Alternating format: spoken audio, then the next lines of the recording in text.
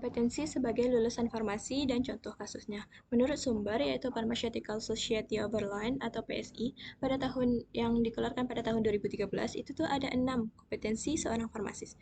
Yang pertama itu professional practice. Nah, professional practice itu tuh sikap profesional kita sebagai seorang farmasis. Nah, sebagai seorang farmasis yang siap untuk lapangan pekerjaan, kita harus bersikap profesional. Jika ada tindakan kita yang salah, maka kita harus bersedia mempertanggungjawabkannya. Yang kedua adalah personal skill. Personal skill ini adalah keterampilan pribadi. Jadi keterampilan ini tuh sudah ada sejak kita lahir. Itu tuh ada 9 personal skill, salah satunya adalah kemampuan interpersonal. Nah, kemampuan interpersonal ini tuh bagaimana kita berkomunikasi dengan orang lain atau berinteraksi dengan orang lain. Jadi sebagai tenaga kesehatan, kita pasti berinteraksi dengan pasien, berinteraksi dengan dokter, dan lain-lain. Yang ketiga itu supply of medis. Supply of medis itu adalah pasokan obat. Nah, sebagai seorang farmasis, kita tidak jauh, kita pasti berhubungan dengan obat. Jadi kita itu meracik obat harus sesuai dengan takarannya. Dosisnya tidak boleh lebih, tidak boleh kurang.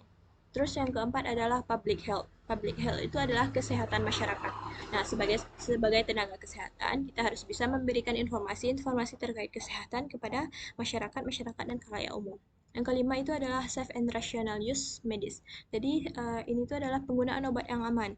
Nah, agar tidak terjadi kasus-kasus yang tidak diinginkan, sebagai seorang farmasis itu kita harus bisa menjelaskan atau mengkomunikasikan bagaimana cara penggunaan obat yang aman, apakah obat ini aman dimakan 3 kali sehari, apakah obat ini aman ditelan atau disuntikkan gitu. Jadi yang keenam itu adalah organization of the and management skill.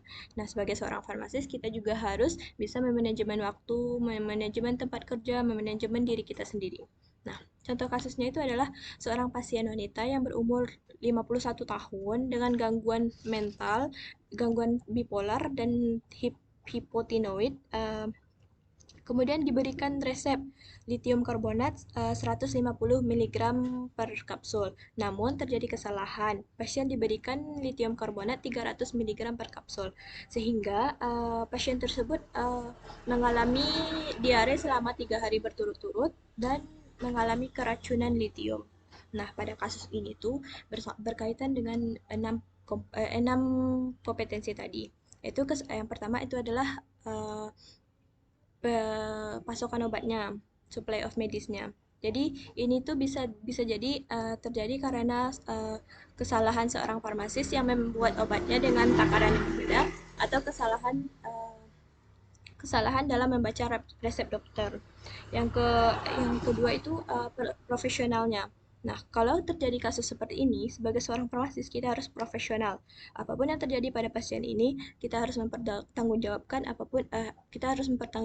perbuatan kita.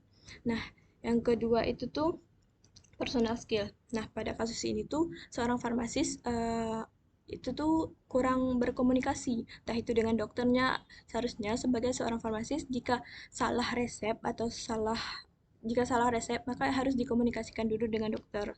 Yang keempat itu tuh penggunaan obat yang aman. Nah, pasien tersebut tidak mengkonsumsi obat sesuai dengan resep. Jadi itu sebagai seorang farmasis kita harus menjelaskan dulu kepada pasiennya apakah obat ini aman digunakan beberapa kali sehari, 3 kali sehari kah, atau boleh diminum langsung kah, atau bagaimana. Nah,